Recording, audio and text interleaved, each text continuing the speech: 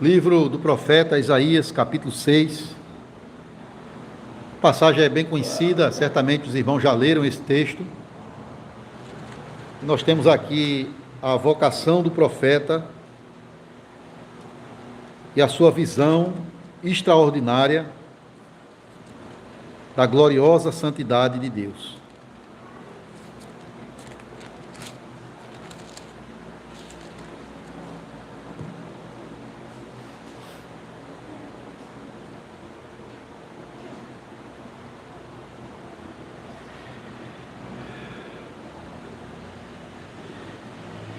Então, naquele ano em que o rei Uzias morre, acontece esse fato aqui.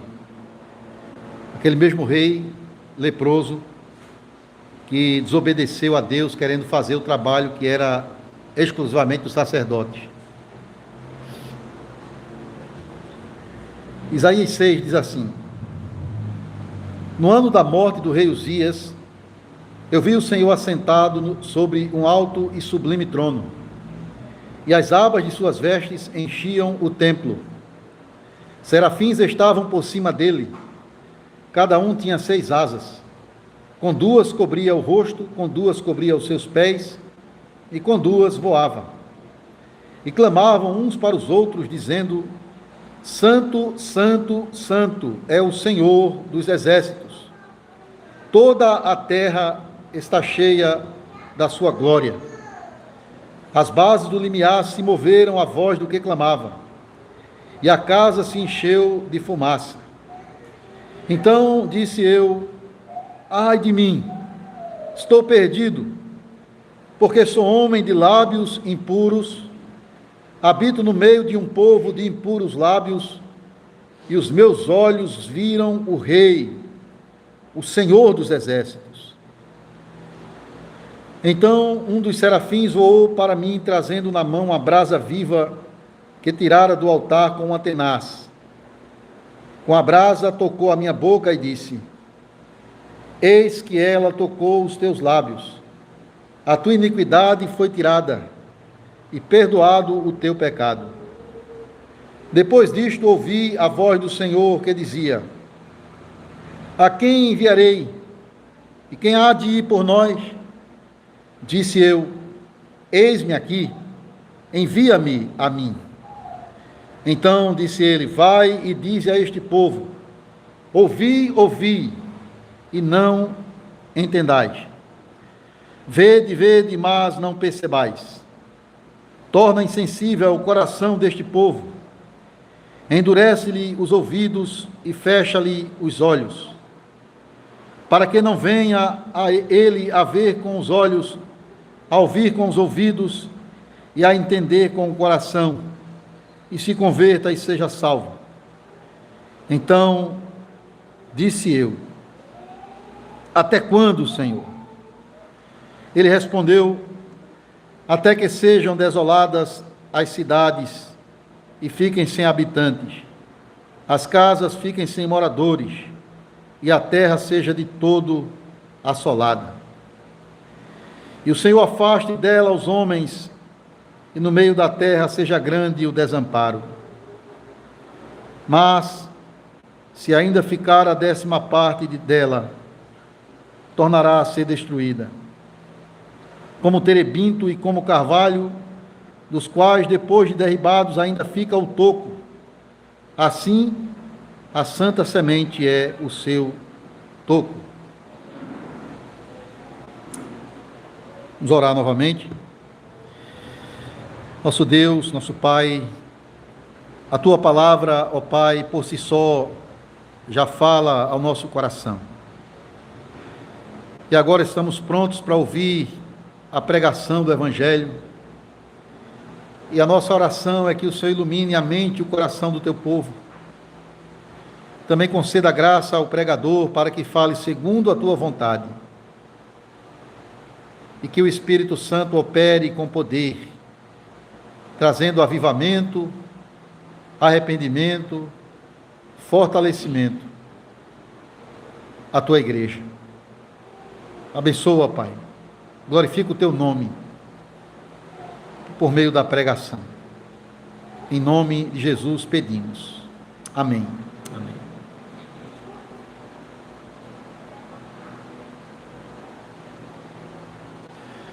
Amada igreja do nosso Senhor Jesus Cristo, aqui em Isaías 6, o próprio profeta descreve, né, a sua vocação, como ele foi,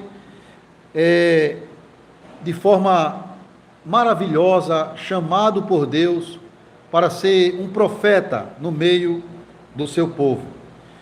E o que chama a nossa atenção, irmãos, é que essa visão gloriosa da santidade de Deus, que Deus mesmo outorgou ao profeta Isaías, vai moldar, vai transformar, não somente a vida dele, mas também o seu ministério. O capítulo 6 de Isaías, ele descreve essa vocação do profeta diante da visão da santidade de Deus, no momento da história de Israel, chamado aqui, contextualizado aqui como o ano da morte do rei Uzias. E nós lemos acerca deste rei, no segundo livro das Crônicas, no capítulo 26.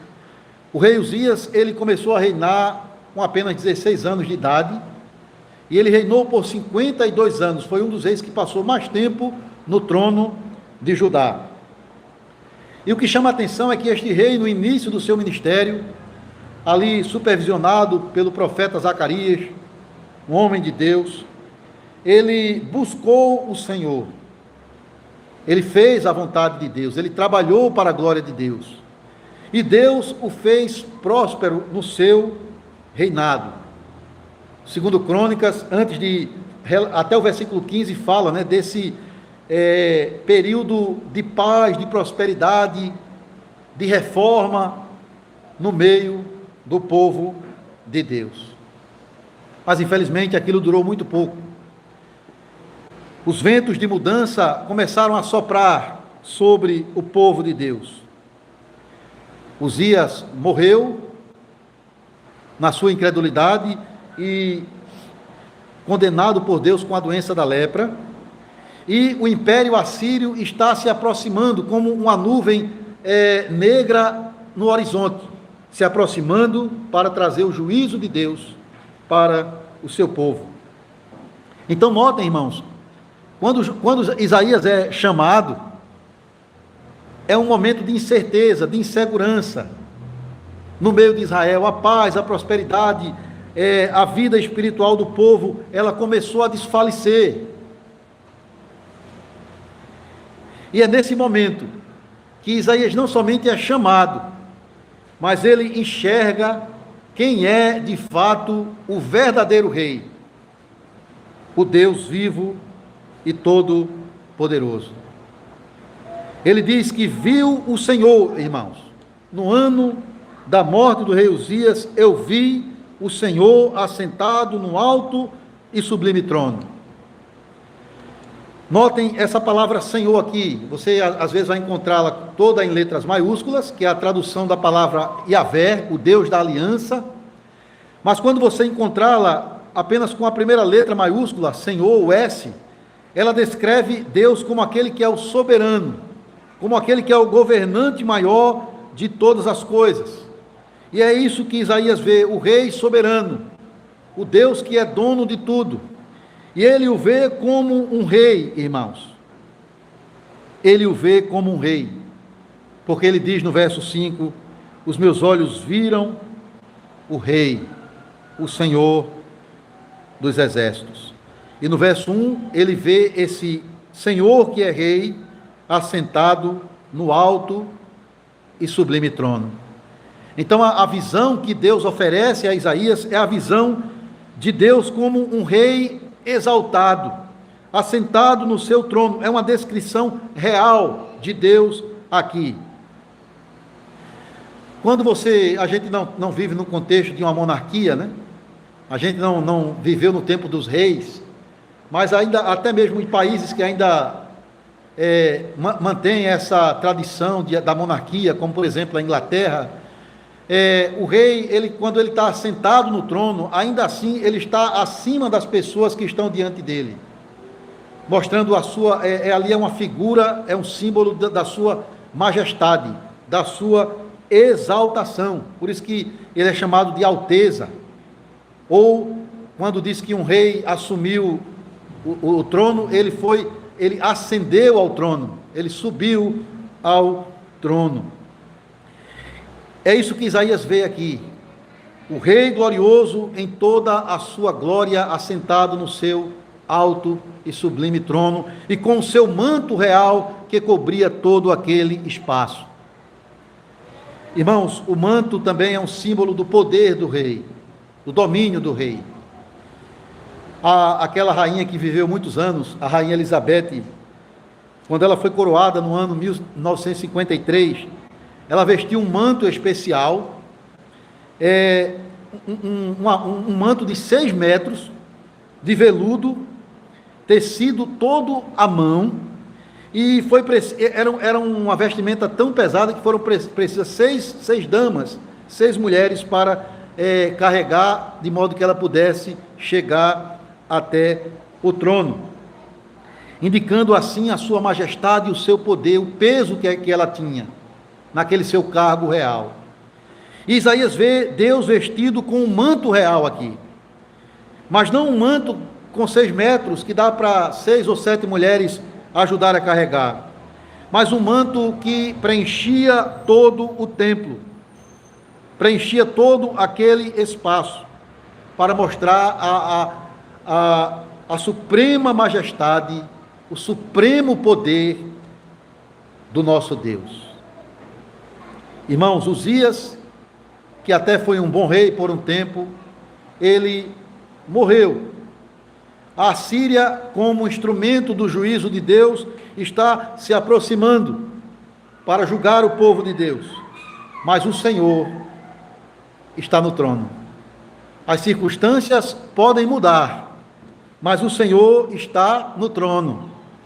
Nós podemos viver num tempo de mudanças pequenas ou mudanças profundas e radicais, seja no nosso contexto mais próximo, seja no contexto mais geral.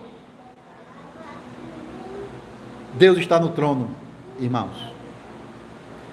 Pode ser que para muitas pessoas o futuro pareça algo incerto e inseguro, e de fato nós estamos vivendo tempos difíceis para a verdadeira igreja de Cristo, nessa região do Ocidente, onde os valores e princípios morais do cristianismo, que outrora tinham grande peso na sociedade, têm sido jogados na lata do lixo.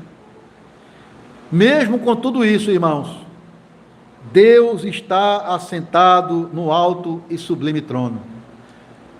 Não somente no ano da morte do rei Uzias, mas também no ano da nossa existência, mas também durante o nosso tempo. E esse Deus que está assentado no seu trono, ele é um Deus santo e gracioso. Essas duas verdades são abordadas aqui na visão do profeta. Ele vê que esse Deus é santo, e a santidade de Deus que ele permite que seja vista pelo profeta Isaías é algo que mudou a vida daquele homem. Veja como Isaías descreve a visão da santidade de Deus. Versículo 2. Serafins estavam por cima dele, cada um tinha 6 asas, com 2 cobria o rosto, com 2 cobria os seus pés, e com 2 voavam. Irmãos, esse termo aqui, serafins, indica uma categoria de anjos criada por Deus, que tinha um propósito de viver diante de Deus, servindo por meio de adoração. Então tem aqueles anjos que foram enviados por Deus para trazer mensagens para o seu povo, mas existe também uma categoria de anjos que, segundo o propósito de Deus, foram criados para adorar a Deus na sua presença. Eles são chamados aqui de serafins. E Isaías descreve a forma deles. Eles têm 6 asas, 2 para se moverem, 2 para cobrir os olhos e outras 2 para cobrir os seus pés diante da presença santa de Deus. Irmãos, não devemos ter cuidado de colocar, devemos ter um cuidado de colocar os anjos no mesmo pé de igualdade de Deus. Não, quando eu falo igualdade em santidade ou igualdade moral, não. Deus é o Altíssimo, o Santo. Os anjos são criaturas de Deus, mesmo estes que vivem mais perto de Deus. E esses anjos aqui, eles nunca pecaram. Deus os preservou, ao contrário daqueles que seguiram Satanás e se perderam. Foram expulsos do seu domicílio e se perderam e estão selados para o juízo. Estes aqui, apesar de serem preservados por Deus e nunca terem conhecido o que é o pecado, veja só, mesmo assim, eles se escondem diante do brilho da santidade de Deus.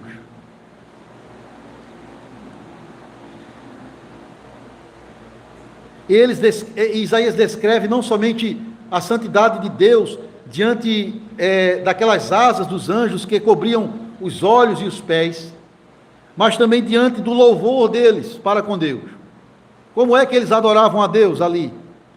Dizendo no verso 3, que eles clamavam uns para os outros, adorando a Deus, dizendo: Santo, Santo, Santo é o Senhor dos exércitos, e a terra inteira está cheia da sua glória. Santo, Santo, Santo é o Senhor Deus Todo-Poderoso. Alguns veem até a Trindade aqui, nesse texto. Pode ser que mais abaixo, quando Deus pergunta a Isaías: quem irá por nós?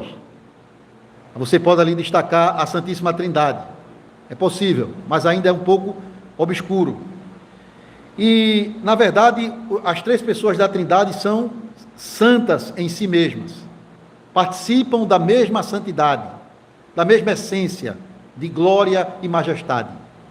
Mas essa expressão aqui, Santo, Santo, Santo, é uma forma superlativa de destacar a santidade de Deus. O que significa isso? Irmãos, na língua hebraica, às vezes a repetição de palavras indicava a ênfase naquilo que estava se dizendo. Um exemplo disso é quando Jesus, quando ele queria falar algo muito importante, pesado, que deveria realmente chamar a nossa atenção, ele dizia: em verdade, eu vos digo. A palavra verdade ali é amém. Ele diz: amém, amém, eu digo a vocês. Ele estava enfatizando uma coisa. E aqui, irmãos, é a mesma coisa. Quando os anjos falam santo, santo, santo, eles estão aqui destacando a exclusividade de Deus como o ser santo e superior a todos, como o único que é perfeito em toda a sua glória. E Isaías é envolvido, irmãos, nessa visão da santidade de Deus. Não somente a aparência angelical dos serafins, não somente o louvor daqueles anjos gloriosos, mas o tremor do local onde ele se encontrava ali no templo, a fumaça que ali se apresentou, que enchia aquele local, provocou uma grande transformação na vida de Isaías. Aqui mais ou menos é algo, o que está acontecendo aqui, claro, apenas com Isaías, é algo que meio que parecido com o que aconteceu lá atrás no Monte Sinai, quando Deus fumegou aquele monte, apareceu ali em chama de fogo, e aquele monte estava coberto de fumaça, porque o Senhor desceu em fogo no meio deles. E diz ali, isso está em Êxodo 19, havia uma nuvem para proteger o povo da visão da glória de Deus, para que ninguém morresse. Nem mesmo os sacerdotes podiam chegar perto, para não serem consumidos pelo fogo da ira de Deus. O tabernáculo e o templo, logo depois, representavam essa presença santa de Deus no meio do seu povo. E naquele local de adoração estabelecido por Deus havia o altar do incenso, que ficava diante da cortina que separava o santo dos santos. E ali sempre saía aquela fumaça daquele incenso, que era como se fosse uma replicação do que aconteceu no Monte Sinai. E Isaías está ali, irmãos. O local treme, a fumaça está presente.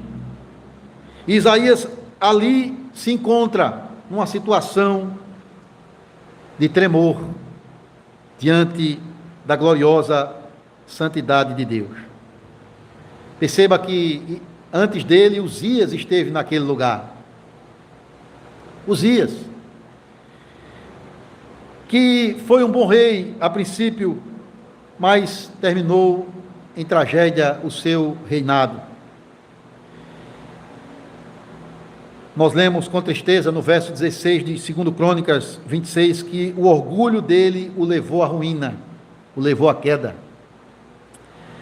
Ele entrou no templo para oferecer incenso no altar, e ali ele foi confrontado pelos sacerdotes do Senhor, e não encontrou arrependimento naquela exortação. Pelo contrário, ele se enfurece com os homens de Deus, que destacaram que ele estava fazendo algo errado, e Deus imediatamente o fere com a lepra,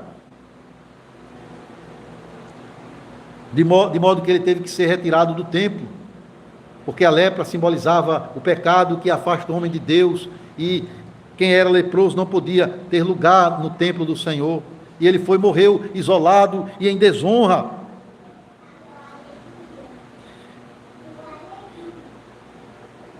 E essa notícia, irmãos, esse acontecimento, esse episódio de Uzias, era algo ainda, era uma notícia ainda atual no meio do povo de Deus, nos dias do profeta, no momento em que acontece essa visão aqui. O julgamento de Deus sobre Uzias era algo que todo mundo conhecia em Israel, e também Isaías. E ele está ali diante dessa gloriosa santidade de Deus. A glória de Deus se manifestou diante do profeta. E a santidade de Deus aponta para a sua perfeição em todos os seus atributos, no seu amor, na sua justiça, no seu poder, na sua pureza. E uma das representações da santidade de Deus é que ele se manifesta como um fogo consumidor, que consome o pecado na sua presença.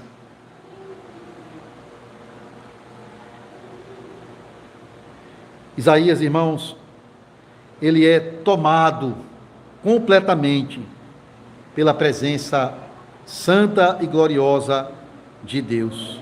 Em todos os sentidos, ele é humilhado diante da presença de Deus. O texto diz que ele viu a santidade do Senhor e a glória do Senhor estava enchendo aquele lugar. Irmãos, é como se Isaías aqui estivesse sendo pressionado pela santidade de Deus. O que chama a nossa atenção aqui é a atitude dele diante dessa visão gloriosa do Senhor. Irmãos, ele é tomado por um senso de pecado, por uma consciência profunda da sua miséria, da sua pecaminosidade diante do Deus Santo. Porque o que é que ele diz? Diante daquela visão gloriosa de Deus, o que é que ele diz acerca de si mesmo? Ai de mim, estou perdido, estou arruinado, eu sou um pecador, eu tenho lábios impuros, eu habito no meio de pecadores também. E os meus olhos viram o Rei. Irmãos, antes Isaías disse: ai de vocês, ai dos outros. Você vai ver isso no capítulo 3 e no capítulo 5. Quando ele olhou para o pecado do povo de Deus, ele disse: ai de vocês. Você vai ver isso no capítulo 5. Há uma série de ais, e essa palavra ai, ela traz a ideia de alguém que está debaixo do juízo de Deus, por causa dos seus pecados. É o contrário da bênção, do bem-aventurado, é o ai de vós, ai de vocês. E ele vai dizer: ai de vocês que por sua avareza acumulam bens. 8 a 10 do capítulo 5. Ai de vocês que madrugam para correr atrás de suas bebidas fortes. Ai de vocês que se enrolam no pecado como uma corda. Ai de vocês que chamam o mal bem e o bem mal. E ai de vocês que são sábios aos seus próprios olhos. Ele falou sobre as pessoas. Mas agora ele, diante da santidade de Deus, ele olha para si e diz: ai de mim também, porque eu sou um pecador. Irmão, será que você em algum momento já experimentou isso? Eu não estou dizendo experimentar essa visão extraordinária, porque era assim que Deus se revelava aos seus santos no Antigo Testamento, quando a gente ainda não tinha a Bíblia completa. Mas hoje nós podemos contemplar Deus, irmãos, na sua palavra, no culto, na pregação, na celebração dos sacramentos. Nós podemos vê-lo, revelando a sua glória em nosso meio. Mas será que nós temos sido confrontados com a santidade de Deus?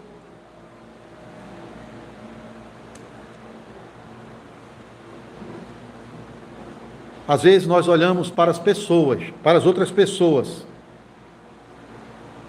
e vemos os pecados delas e nos comparamos com elas e nos sentimos melhores do que elas. Às vezes acontece isso, pelo nosso orgulho natural.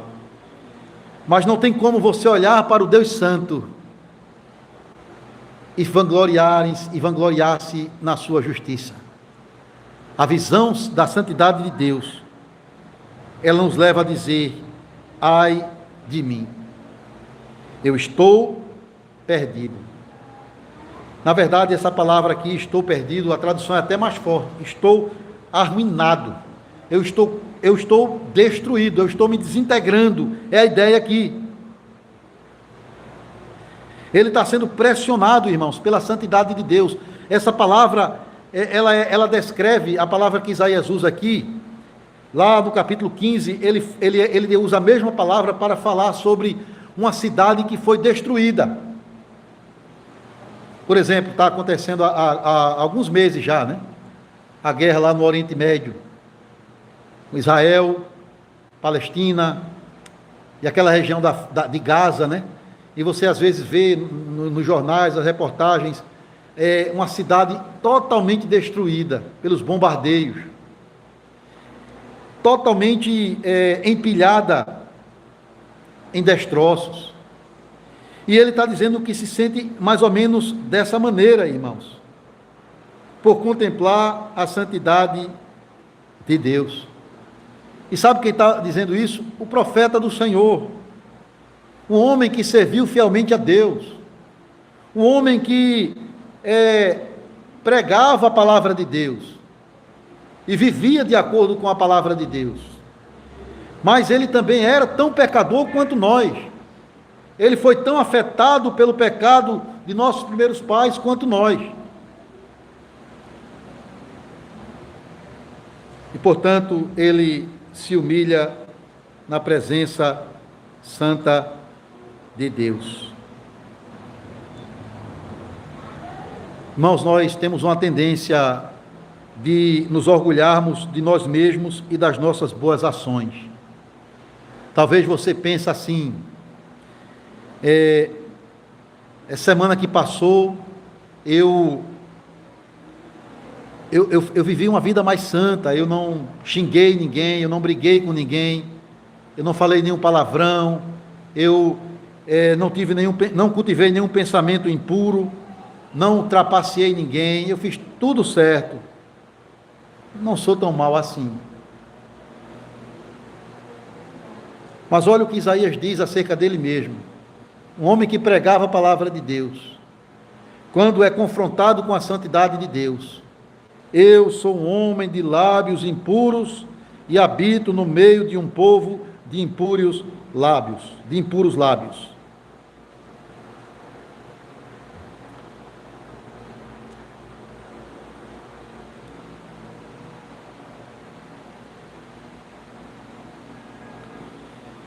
E ele vai dizer, ele está dizendo isso acerca dele mesmo, mas ele vai dizer lá na frente, lá no capítulo 64, que todos nós nos tornamos como imundo, e que os nossos atos, até os melhores deles, são como trapos da imundícia, são manchados pelo pecado. Irmão, será que nós temos experimentado isso? Um senso da nossa pecaminosidade diante da santa presença de Deus? Deixando de se comparar com os outros irmãos, devemos olhar para o nosso Deus. Porque quando você se compara com outros, você pode se sentir superior a eles e se orgulhar de sua autojustiça. Mas quando nós olhamos para Deus e contemplamos a santidade dele, somos humilhados. Imagina Isaías naquele dia, voltando para casa, passando na casa de um amigo e dizendo para o seu amigo: eu sou um homem de lábios impuros, ai de mim, eu sou pecador. E o seu amigo dizer para ele: não, Isaías, que é isso? Você é um profeta do Senhor, você é um homem de Deus, você tem pregado a palavra de Deus, você é o maior pregador do nosso tempo. Mas nada disso vai consolar o profeta, porque ele é confrontado aqui com a santidade de Deus. Ai de mim, meus olhos viram o rei. Veja, a razão pela qual ele se humilha é porque ele viu, contemplou a majestade, a glória e a santidade de Deus. Você já percebeu quando os próprios homens de Deus que andaram perto de Deus, que ao contemplar o Senhor, como eles se humilharam na presença de Deus? Basta citar dois exemplos. Quando o apóstolo Pedro, quando Jesus manifesta a sua glória ao oferecer a eles aquele milagre, né, da pesca maravilhosa, e Pedro fica tão indignado, um senso tão profundo do seu pecado, que ele mergulha no mar para ficar longe do Senhor. O apóstolo João, quando vê o Cristo exaltado em Apocalipse, na revelação do Apocalipse, ele cai prostrado aos pés do Senhor.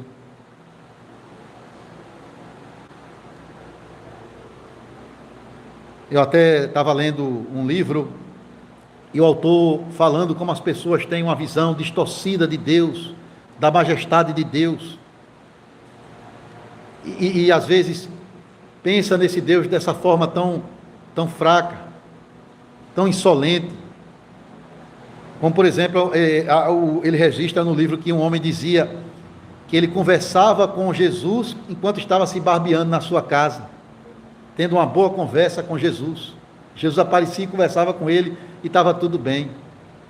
Irmãos, a presença de Deus, ela nos humilha, porque enquanto ele é santo, santo e santo, nós somos pecadores, pecadores e pecadores. Enquanto ele é perfeito em si mesmo, nós somos culpados de transgressões na sua presença. Quando temos uma visão correta de quem Deus é, da grandeza dele, teremos também uma visão correta de quem nós somos, da nossa própria pequenez.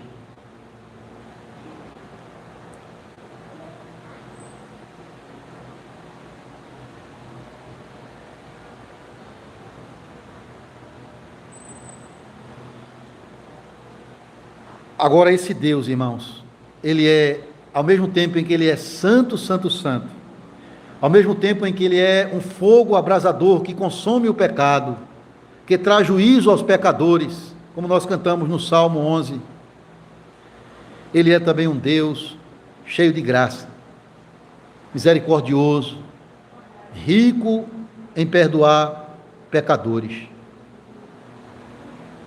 E essa misericórdia, diz o profeta Jeremias, é a causa de não sermos consumidos. Como é que esse texto aqui fala da graça de Deus? Veja o verso 6 a 7. Depois que Isaías se humilha diante da santidade de Deus, algo acontece com ele extraordinário. 6 e 7. Então um dos serafins voou para mim, trazendo na mão uma brasa viva, que tirara do altar com uma tenaz, um tipo de gancho. Com a brasa tocou a minha boca e disse: eis que ela tocou os teus lábios, a tua iniquidade foi tirada e perdoado o teu pecado. Então, um Deus santo, um homem pecador, como eles podem conviver juntos? Mediante a própria graça perdoadora e purificadora de Deus. Isaías fala aqui do altar. O altar lembra o sacrifício. E o sacrifício lembra fogo para queimar o animal, irmãos. E veja, o animal, ele era usado como substituto, como aquele que estava simbolicamente carregando o pecado do povo. Então, tudo isso aponta para Cristo. Tudo isso aponta para a purificação dos nossos pecados pelo sangue de Cristo derramado na cruz. Porque Ele é o Cordeiro perfeito. Ele é o Cordeiro de Deus que tira o pecado do mundo. E é isso que Deus faz, é isso que Deus faz em Cristo. Ele vem até nós, Ele toma a iniciativa para purificar-nos dos nossos pecados, para sermos aceitos na sua presença, é verdade, mas também, irmãos, para estarmos preparados para o seu serviço. Porque Isaías, Deus, depois de purificar o seu profeta, veja, existe a humilhação, existe a expiação, a purificação do pecado, e existe a disposição para o serviço, a preparação para a obra de Deus. Veja o restante do texto, verso 8. Isaías ouve a voz do Senhor que dizia: a quem enviarei, quem há de ir por nós? Disse eu: eis-me aqui, envia-me a mim.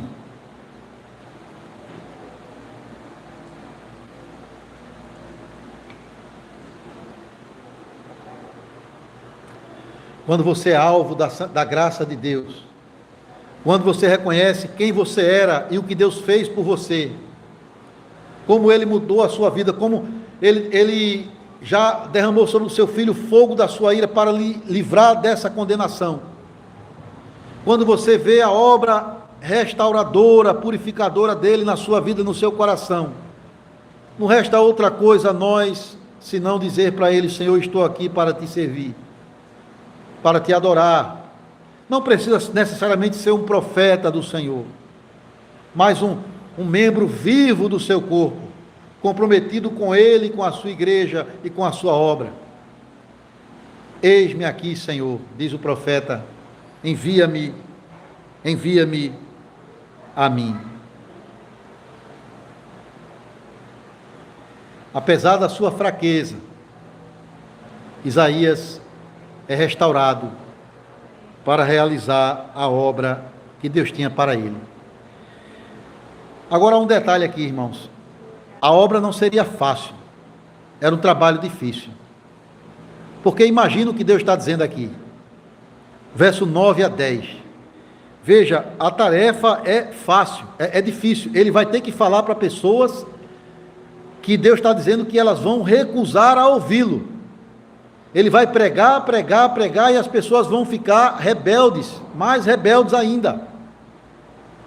Que pregador ia aceitar um chamado desse? 9:10 diz assim: vai, diz a este povo, ouvi, ouvi, não entendais. Vede, vede, mas não percebais.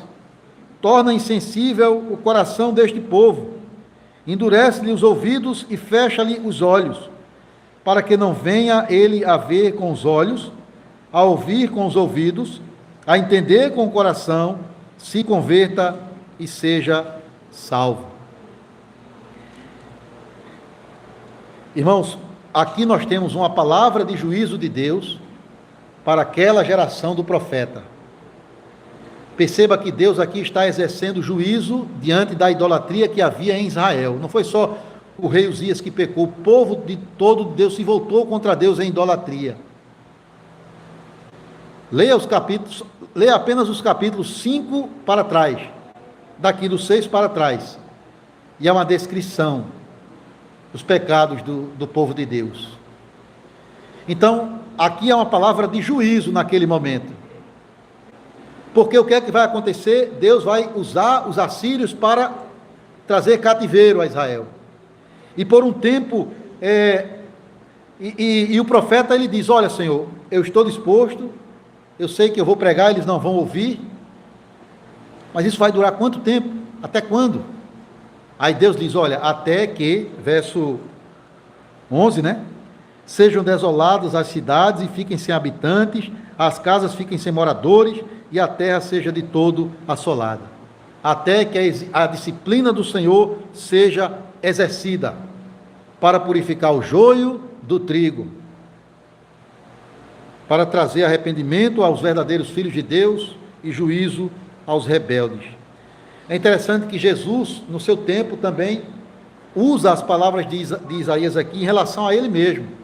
Quando ele fala aqui, diz que ele falou por parábolas, para que as pessoas ouçam e não entendam, porque também foi uma geração rebelde, aquela do primeiro século da era cristã. Irmãos, aqui há uma palavra de aplicação para a vida da igreja, seja na vida do pastor, do pregador, dos oficiais da igreja, seja na sua vida como um crente que deseja comunicar a palavra de Deus para outros. Esteja ciente que as duas coisas vão acontecer. A palavra é uma espada de dois gumes, ela corta dos dois lados, para a vida e para a morte. Paulo diz: eu sou o bom perfume de Cristo para aqueles que creem, mas também a minha palavra, ela traz condenação para aqueles que não creem. Então vai acontecer isso, irmãos, pode acontecer isso sim, de as pessoas se rebelarem contra a palavra de Deus, fecharem os ouvidos, não entenderem o Evangelho.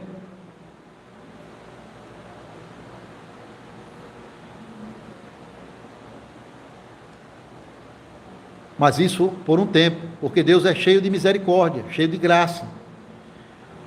O que ele fala aqui, no verso 9, ele fala o contrário disso, lá no capítulo 52, versículo 13.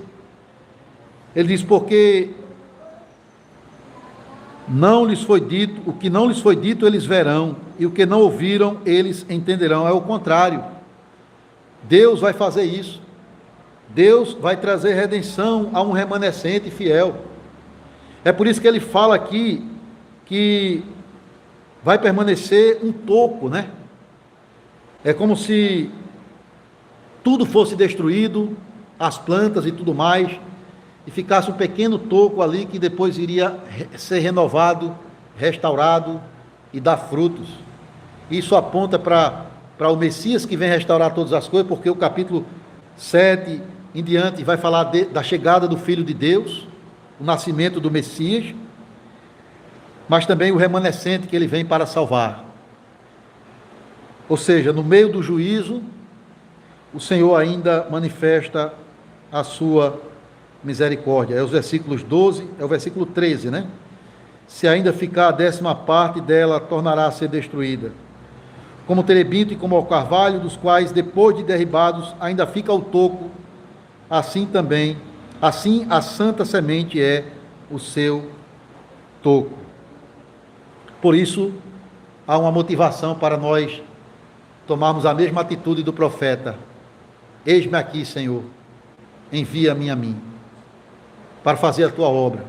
Não deixar de orar e nem deixar de testemunhar de Cristo, porque Ele pode levar pecadores à fé e à salvação.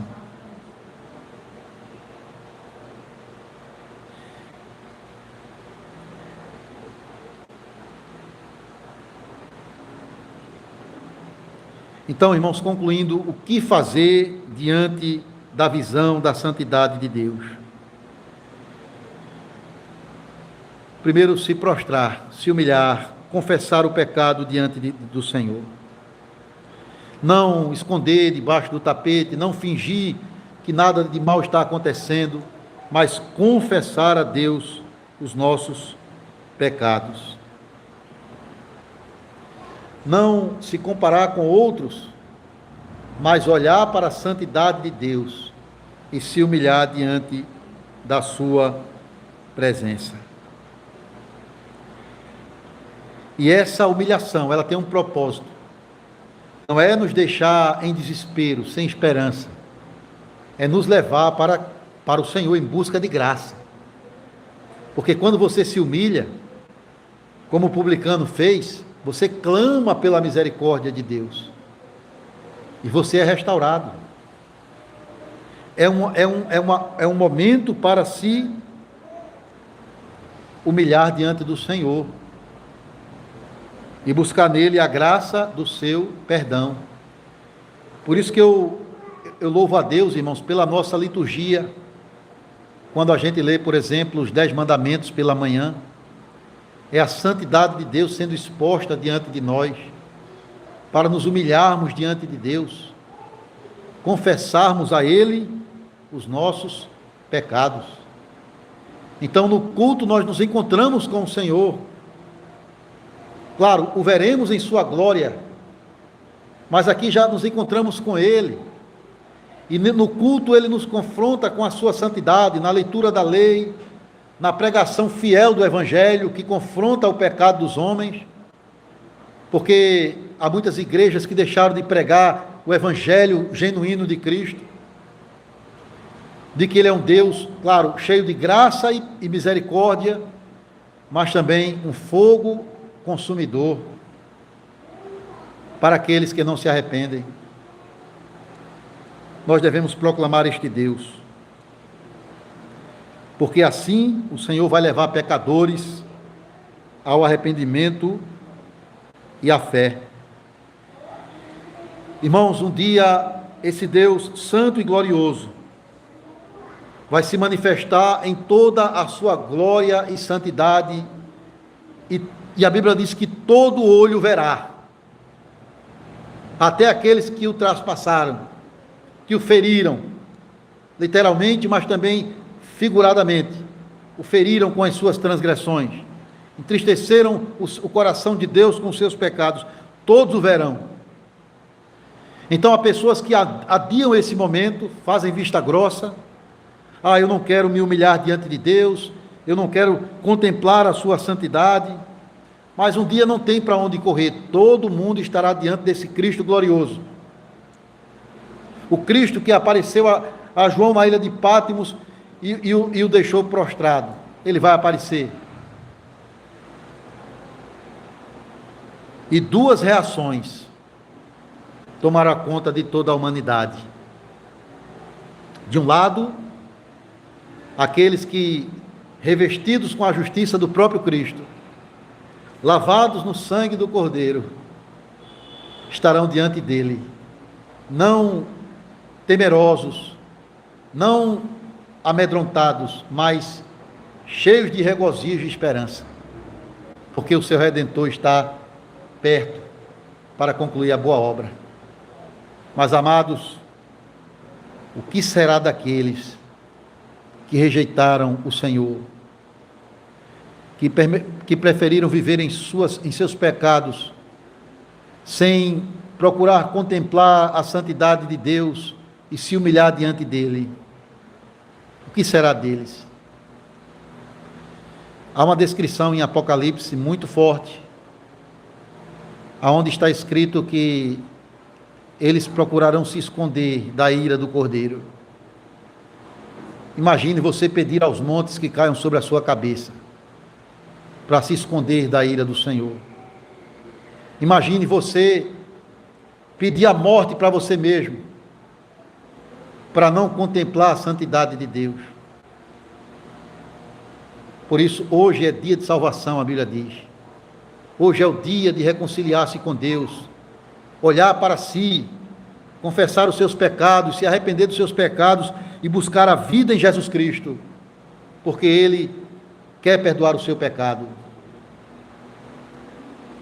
Ele quer purificar os seus lábios impuros. Ele quer regenerar o seu coração, transformar a sua alma, fazer de você uma nova criação. Meus irmãos, que nós possamos, diante desse Deus santo e misericordioso, não somente se humilhar, mas também nos regozijarmos, porque estamos cobertos com a justiça de Cristo. E podemos agora servi-lo com alegria, para que no dia glorioso nos juntemos aos santos que lá se encontram, que partiram antes de nós, aos anjos e serafins do Senhor, para cantar eternamente: Santo, Santo, Santo é o Senhor Deus dos exércitos. A Ele pertence a glória, a salvação, o louvor e a adoração pelos séculos dos séculos. Amém.